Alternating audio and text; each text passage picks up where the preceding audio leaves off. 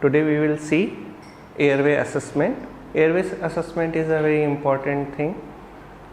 During all patients who are posted for surgery, when we give anesthesia, whether it's a regional one or it's a general anesthesia, airway assessment is must.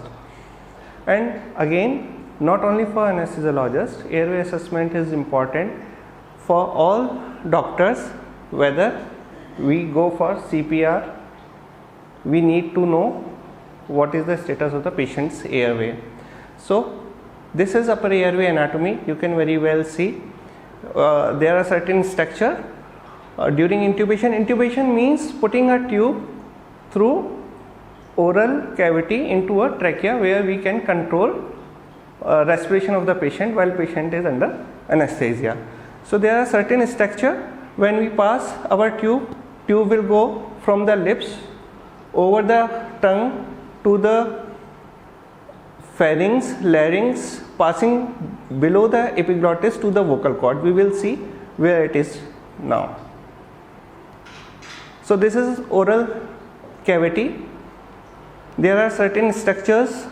There is a tongue and there is a space between palate and a tongue. We can see a soft uvula structure hanging in the area between this. We have to pass a tube between these two structures. After passing to the pharynx, we have to pass our tube through the epiglottis. This is epiglottis, we can very well see here, and vocal cords are somewhere at the lower end of the thyroid cartilage. We already seen this anatomy in our anatomy class. So this is the structure of larynx. When we see from anterior side, this is epiglottis. After epiglottis there is a cartilaginous bone called hyoid bone. After hyoid bone there is a thyroid membrane, and thyroid membrane, below thyroid membrane is a thyroid cartilage. Thyroid cartilage is a bat-shaped, bat-wing cartilage which is incomplete. Below that there is a cricothyroid ligament. Cricothyroid ligament is very important ligament for airway, rescue airway maneuvers.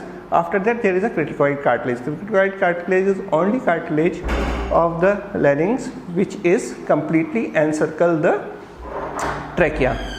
Below the cricoid cartilage, tracheal rings starts. So this is our anatomy of thyroid, and we have to be very anatomy of the anterior larynx. We have to be very confirm before assessing the patient about which structures we are looking at it. Below cricoid cartilage, when the trachea starts, trachea goes up to T4 level where it divides into right and left bronchus. So what we see during airway assessment, first is the mask seal. How is the patient facial structures? So difficult whether we can ventilate the patient through mask or not. So we have to be very careful looking at the patient's face, any facial disfigurement, trauma, previous trauma, or in CPR situation whether patient had any obstruction in the oral cavity or oral side. Obesity is again a situation where you can find difficulty during ventilation and intubation. It includes heavy chest, abdominal contents, inhibit movement of the diaphragm in those patients who are obese. So ventilation is difficult, maintaining saturation is little bit more difficult. Increasing supraglottic airway resistance is present in these patients, as we cannot able to mask proper grip of the mask and mask seal. Usually patients with age of more than 55 have difficulty in bag mask ventilation due to loss of tone in upper airway, and sometimes these patients are edentulous one. So faces tends to cave in when you try to bag mask ventilate. Movement of the neck is very important to assess while doing airway assessment. Restricted neck movement causes inhibition of maintaining sniff position, which is important during bag mask ventilation as well as intubation. Patients with cervical immobilization or cervical fractures, ankylosing spondylitis and rheumatoid arthritis, these patients are cautiously kept in position where extension is restricted, neck extension is restricted.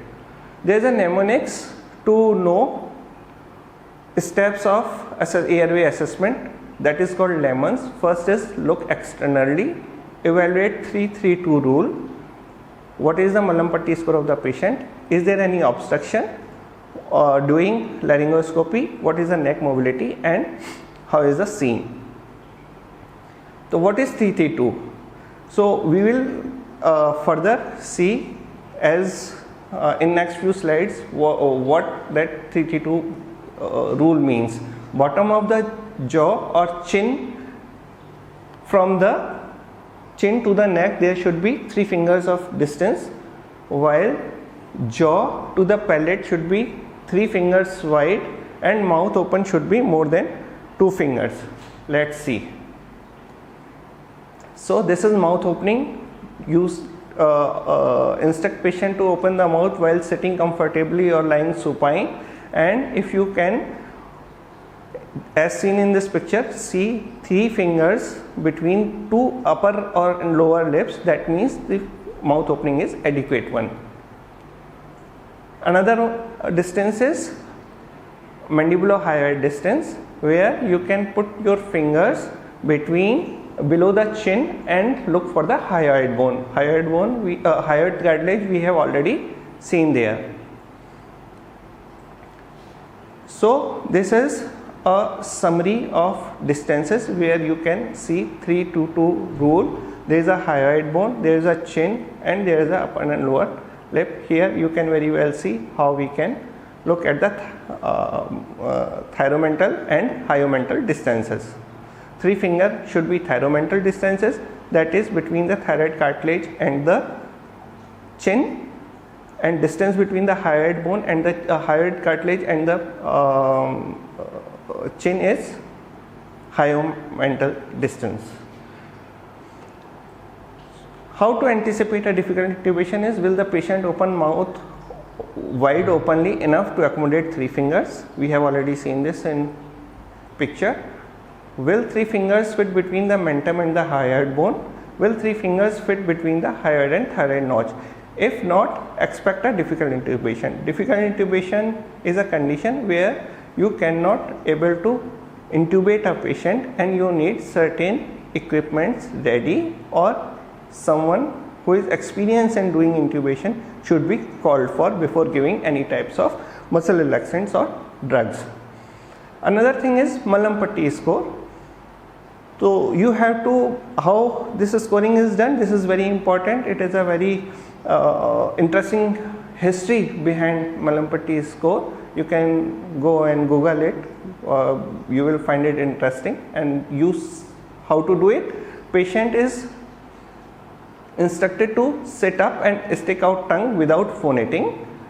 May be unable to properly assess this is in an emergency field situation, but whenever it is possible, it is advisable to do a Mallampati score. Modified version is to use a laryngoscope blade like a tongue blade to visualize the oropharynx. It relates to the tongue size to the pharyngeal size, performed with patient in a sitting position, head neutral and mouth open wide and tongue protruding to the maximum. We will see in next few slides. So you tell patient to sit properly in a chair in a comfortable position without phonating. Ask him or her to open his mouth and protrude out his tongue. The structure you see are something like this. The tongue is there. There is a uvula, you can see very well, tip of the uvula, and fascial, posterior pharyngeal wall and fascial planes on the lateral, both the lateral sides. When class 2 visualization of soft palate is there, fauces and uvula is there, but there is no posterior pharyngeal wall is seen. In grade 3, visualization of soft palate and base of the uvula is there, but no tip of the uvula or fascial planes are seen. So you can see the space between the uvula and tongue is reduced now, and in grade 4 you are not able to see any part of uvula or posterior pharyngeal wall.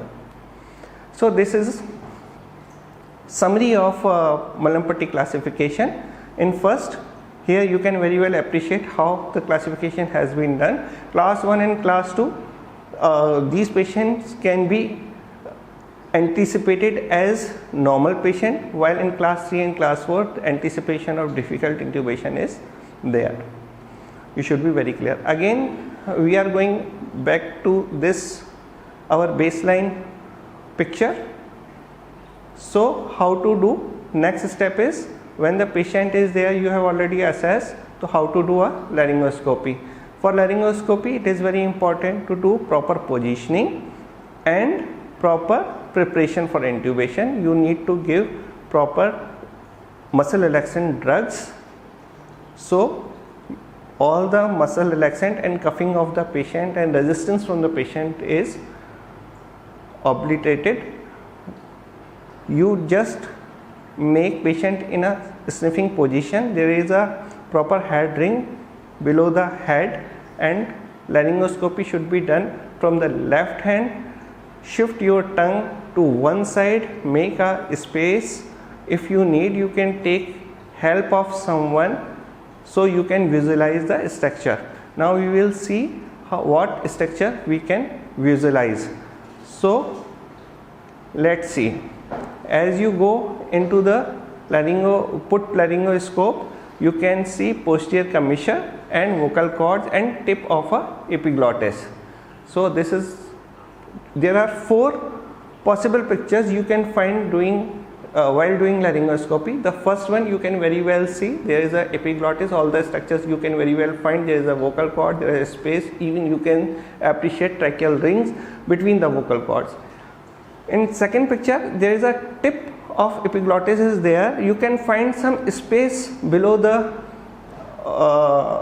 epiglottis and some part of a vocal cords, but both vocal cords and complete vocal cords are not seen in second picture. While in third picture, there is only tip of epiglottis you can appreciate. There is no cavity, you can't see any cavity below the epiglottis. This is type 3 laryngoscopy, and type 4 is where you can't find any structure or identify any structures below it.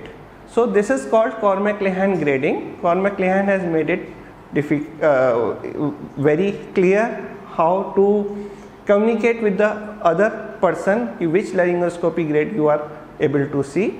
If there is grade 1, you can very well see, you can very well intubate the patient, very well pass a ET tube through the vocal cords. While in Cormac-Lehane type 2, where you can only see part of vocal cords, the chances of intubation is 10 to 30%.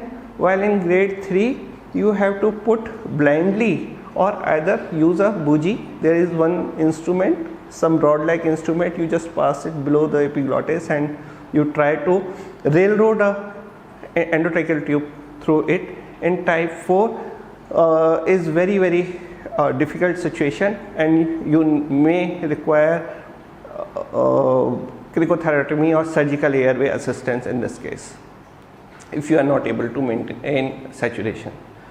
So in the end, airway assessment is a critical part of rapid sequence intubation process. The difficult airway assessment must be performed prior to all RSI attempts, and while this criteria helps identifying difficult airway, it does not guarantee an easy intubation. Be prepared for each and everything. Thank you very much.